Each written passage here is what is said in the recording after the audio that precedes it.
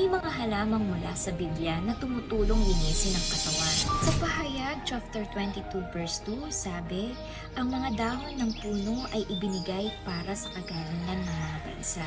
Ang kalikasan ay regalo ng Panginoon. Huwag nating sayangin ang pagkakataon na ibinigay niya sa atin.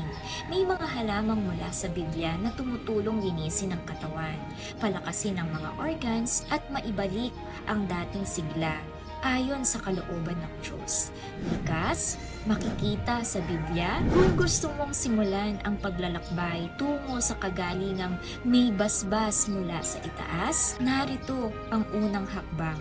Alam kong hindi mo ito nabasa ng basta-basta lang. Ito ay paalala mula sa Diyos na may pag-asa pa.